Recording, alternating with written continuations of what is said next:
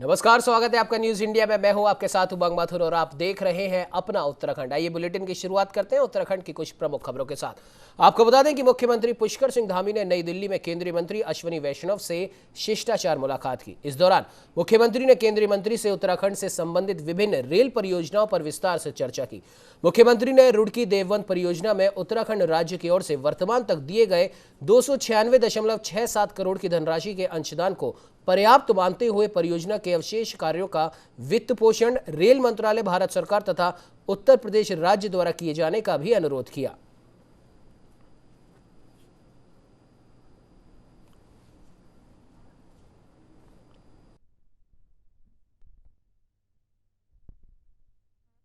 आपको बता दें कि उत्तराखंड के मुख्यमंत्री पुष्कर सिंह धामी इन दिनों दिल्ली दौरे पर है, जहां वो लगातार कई केंद्रीय मंत्रियों से मुलाकात कर रहे हैं। और साथ ही साथ आपको बता दें ताज़ा जानकारी के लिए कि उन्होंने रेल मंत्री अश्विनी वैष्णव से मुलाकात की है और विभिन्न रेल परियोजनाएं जो कि उत्तराखंड में शुरू या तो वो हो चुकी हैं, अपने प्रगति पथ पर है, या फिर जो शुरू होने वाली हैं, उन्हें लेकर विस्तार से इस पर चर्चा की। साथ ही साथ उन्होंने नए रेल मंत्री अश्विनी वैष्णव का धन्यवाद भी दिया है और उत्तराखंड राज्य के लिए जो भी नई परियोजनाएं रेलवे डिपार्टमेंट की शुरू होने वाली हैं, उनको लेकर विस्तार से उनके साथ चर्चा की है।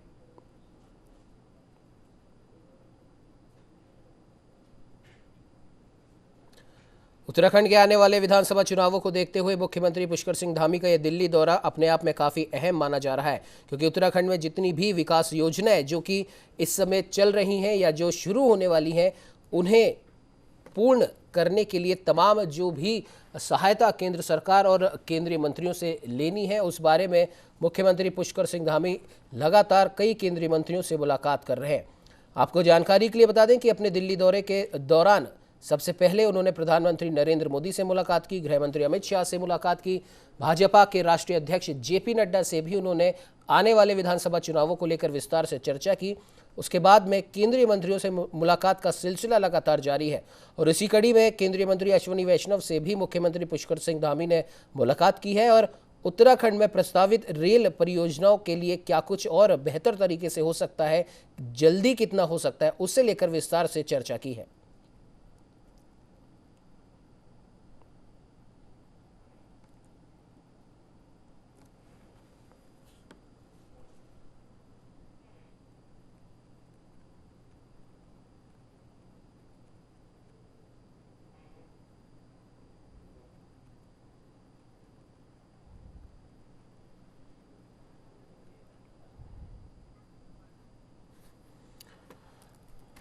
तो वही कैबिनेट मंत्री हरक सिंह रावत की अध्यक्षता में ऊर्जा विभाग की एक महत्वपूर्ण बैठक संपन्न हुई। बैठक में मंत्री हरक सिंह रावत ने अधिकारियों को जरूरी दिशा निर्देश दिए।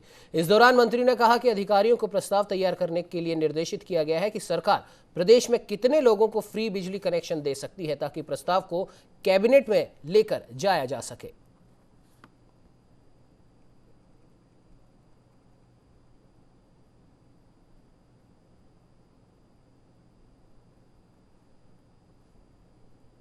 विभाग की बैठक ली और हमने समीक्षा के दौरान अपने विभाग को मैंने निर्देश दिया कि इस तरह का प्रस्ताव तैयार करो।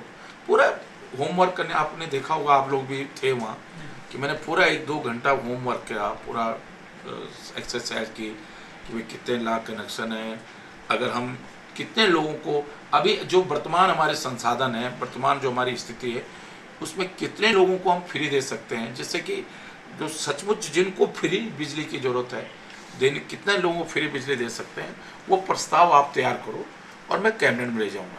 कल मैंने माननीय मुख्यमंत्री से इस विषय पे बातचीत की है। तो ये आपको बता दें कि मुख्यमंत्री पुष्कर सिंह धामी के ओएसडी और जनसंपर्क अधिकारी यानी कि पीआरओ के नियुक्ति आदेश जारी कर दिए गए हैं।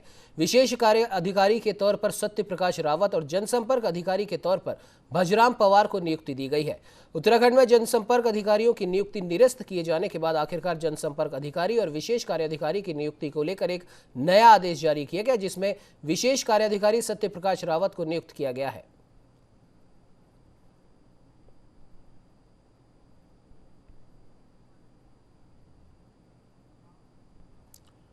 तो वहीं 2 दिनों तक पहाड़ से लेकर मैदान तक झमाझम बारिश के बाद आज एक बार फिर मौसम का मिजाज बदल गया है। हालांकि सुबह से अधिकतर इलाकों में धूप खिली, लेकिन अचानक से फिर मौसम ने करवट ली है और राजधानी देहरादून और आसपास के इलाकों में आसमान में बादल छा गए हैं। उधर मौसम विभाग ने आज प्रदेश के कई जिलों में बारिश की आशंका भी जताई है।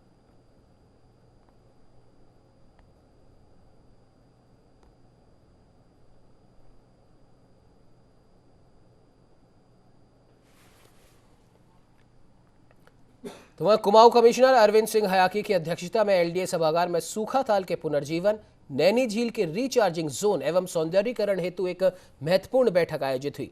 बैठक में क्षेत्रीय विधायक, नगरपालिका अध्यक्ष, जिलाधिकारी सहित तमाम सामाजिक संगठनों के व्यक्तियों, अधिकारियों एवं वैज्ञानिकों से विचार विमर्श किया गया।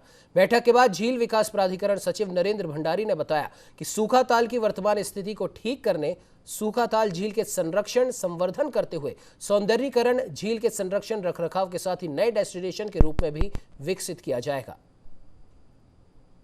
सर की अध्यक्षता में और सभी सिविल सोसाइटी मेंबर्स और ऑफिसर्स और मीडिया की प्रेजेंस में एक बैठक ऑर्गेनाइज की थी कि जो प्रोजेक्ट हमारा स्टार्ट हुआ है उस पर अगर किसी के कोई कंसर्न है उनको रेज़ किया जाए। एक फोरम है ये सिविल सोसाइटी फोरम, जिस पे उनके इश्यूज़ को एड्रेस किया जाए। तो मेजर सभी चाहते हैं कि सूखा ताल लेक जो हमारा कंजर्व हो और इंक्रोचमेंट फ्री रहे, तो उसमें बाउंड्री और उस पर सब एग्री करें। लेकिन जो बेड है उस पर क्या होना चाहिए, तो उस पर जैसे हमने बताया कि रिचार्ज कर रहे हैं हम, तो उस पर IIT रुड़की को भी हमने भेजा है अपना प्रपोजल। और यहाँ पे एक इंटरनल कमेटी एक बनाई गई है जिसमें अजय रावत सर हैं, अनुपम शाह जी हैं और विशाल जी हैं और प्रोफेसर पंत सर हैं।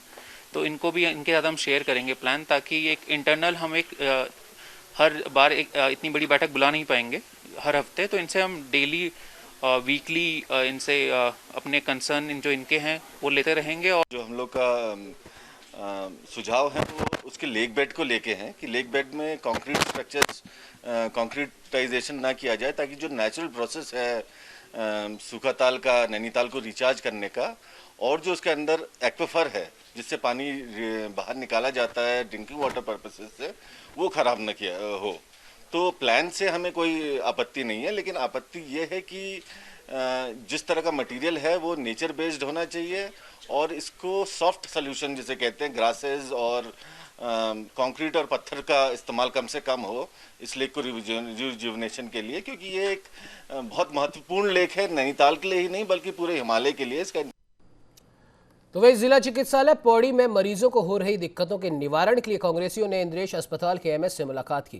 कांग्रेस के जिला उपाध्यक्ष विनोद दनोशी ने अस्पताल की एमएस प्रशांत कुमार जैन से मुलाकात कर जिला चिकित्सालय में हो रही अव्यवस्थाओं के बारे में जानकारी देते हुए उसके निराकरण की मांग की है। कांग्रेस के जिला उपाध्यक्ष द्वारा जिला चिकित्सालय में सिटी स्कैन के कई दिनों से कंप्यूटरीकृत रिपोर्ट न मिलने, मरीजों के बगैर एडमिट हुए सिटी स्कैन न होने, आयुष्मान व गोल्डन कार्ड के न चलने सहित बीपीएल कार्ड धारकों जिला चिकित्सालय में हो रही परेशानियों के बारे में विनोद दनोशी द्वारा अस्पताल के एमएस को अवगत कराया गया।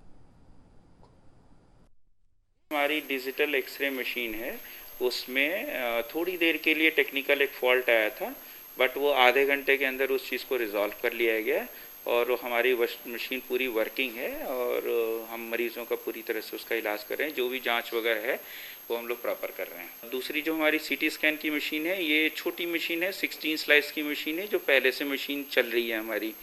अब हम उसको नई मशीन से रिप्लेस कर रहे हैं और वो नई मशीन जो आएगी इससे 4 गुना बेहतर होगी। 64 स्लाइस की मशीन आ रही है जो यूएसए से आ रही है और वो ट्रांजिट में है, वो शिप में है। वो मोस्ट प्रोबेबली अगस्त में हो जाने की पूरी उम्मीद है कि अगस्त में हम लोग उसको इंस्टॉल कर लें। लोगों के फ़ोन, मरीजों के फ़ोन हैं, लोगों क्षेत्र की जनता के फ़ोन आ रहे हैं कि भाई यहाँ पे जो सिटी स्कैन जिसकी फ़ीस करीबन 2300 रुपये के लगभग है, उसका जो फिल्म होती है वो लोगों को नहीं मिल पा रही है। अगर अचानक किसी पेशेंट को यहाँ से रेफ़र किया जाता है और वो कहीं बाहर खुद भी स्वयं से भी जाना चाहता है तो उसको दूसरी जगह दोबारा से सिटी स्कैन करना पड़ेगा और उसके 2300 रुपये का कोई फ़ायदा नहीं है। एक और दूसरा, एक्सरे कल करीबन 100 से 150 लोग एक्सरे के लिए थे यहाँ पर, तो यहाँ पर एक्सरे मशीन ठीक नहीं थी। आज जब मैंने पूछा तो उन्होंने बताया, ये एक्सरे टेक्नीशियन से जब मैंने पूछा तो उन्होंने कहा हमने ठीक कर दिया मगर लाइट नहीं है। अब यहाँ पे पहाड़ों में तो लाइट की और इनकी समस्याएं आती रहेंगी, आपदा चल रही है।